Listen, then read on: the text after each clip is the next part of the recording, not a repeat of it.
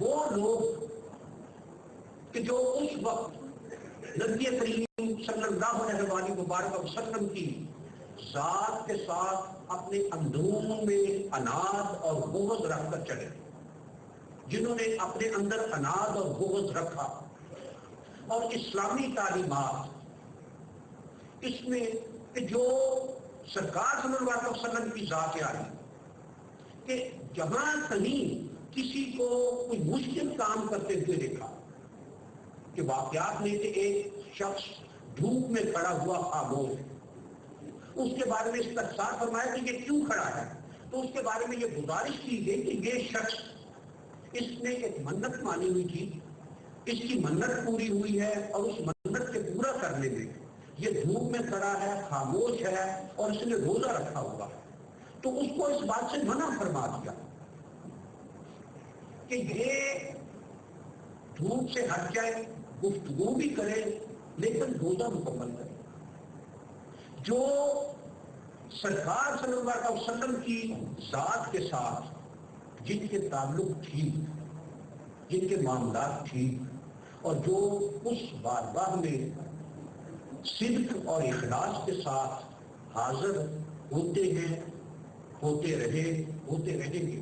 تو یقیناً اس بارگاہ سے ان کے لیے خیر عطا ہوتی رہے گی۔ جو ان معاملات سے، جو ان احکامات سے آگے بڑھنے کی، کچھ اچھے اور بہتر مسلمان بننے کی، اور میں ایک حدیث مبارک اور مجھے یاد آئی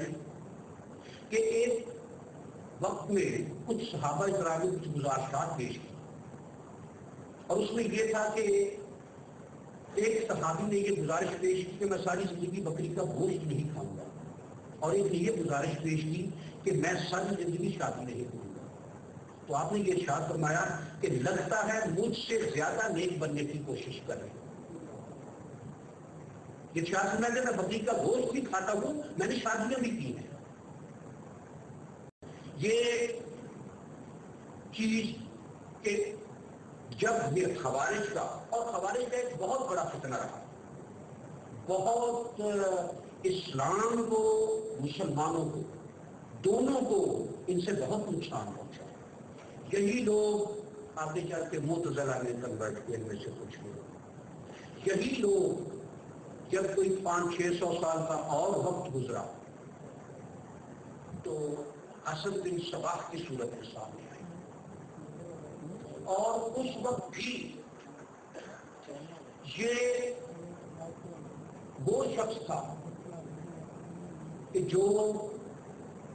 باقاعدہ جس نے دین کا علم حاصل کیا، نظام الطوسی اس کا ہم مکتب، اور یہ شاید طوسی، نظام الطوسی وہی کہ جن کے نام پر آج بھی دینی جو تعلیم کا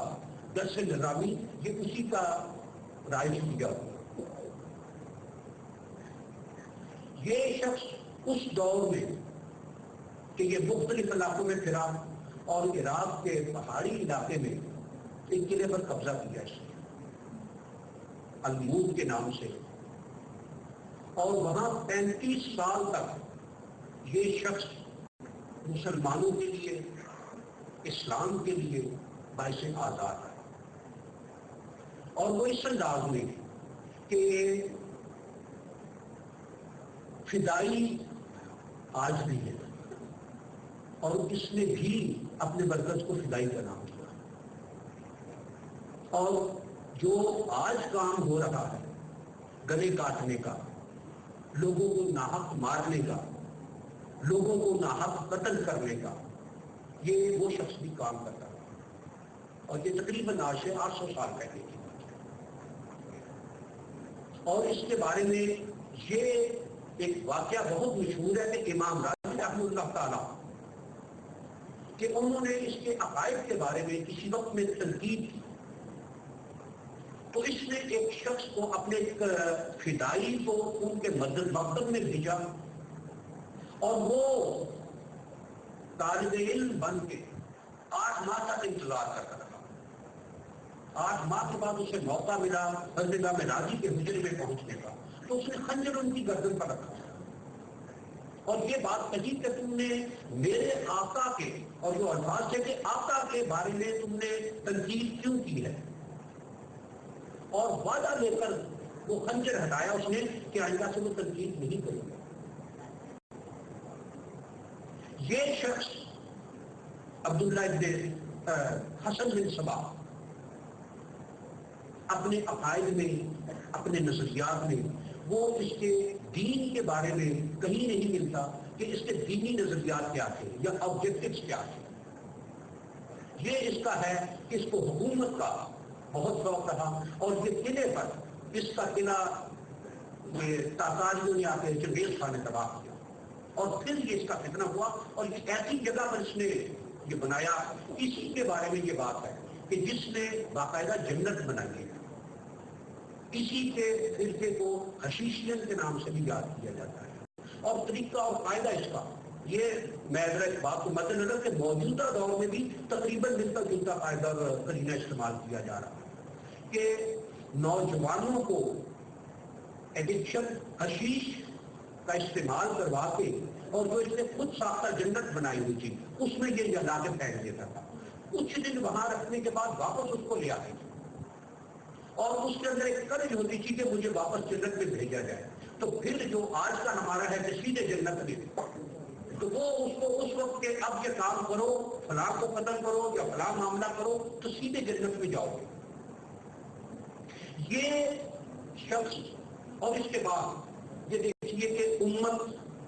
مسلمان ایک امت کے طور پر اس دور کے بعد مسلمانوں نے دوبارہ ایک عروج حاصل کیا، اور وہ عروج ایک امت ہونے کے مضمون منت تھا،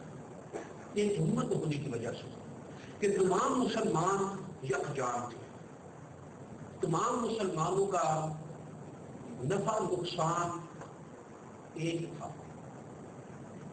یہی شے جو عیسائی حکومتیں یا مسلمان دشمن حکومتیں، اسلام مخالف حکومتیں، ان کے لیے ایک خاصے کرب کا اور ایک ان کے لیے مشکل کا، اس معاملے کو جب یہ امت کا کنسیپٹ اور امت کے کنسیپٹ کو بدلا گیا علاقائیت کی کنسیپٹ میں، تو ایک کریکٹر اور ہے جو لارسا فریدیہ کے نام سے ہے، کہ جو آج سے تقریباً اس کو 100-125 سال پرانا کہہ سکتے ہیں۔ اس شخص کے کاموں میں امت مسلمہ کو پارا پارا کرنا، کہ وہ جو کسی وقت میں ایک امت تھے کہ ترکی سلطنت جس میں تمام عرب کے بعد مصر اور شام، سینٹرل ایشیا، یہ سارے ملک ایک حکومت کے ماتحت تھے،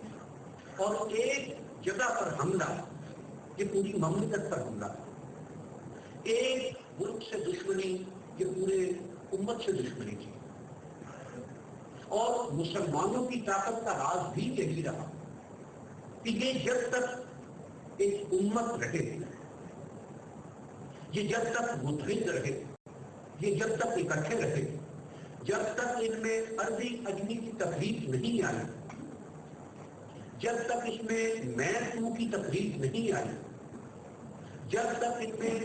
اعلیٰ ادنا کی، ارفا کمتر کی تفریق نہیں آئی،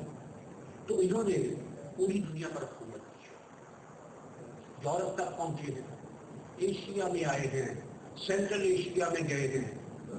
فار ایسٹ میں گئے ہیں، کون سا دنیا کا کونا ایسا ہے کہ جس میں مسلمان نہیں پہنچے؟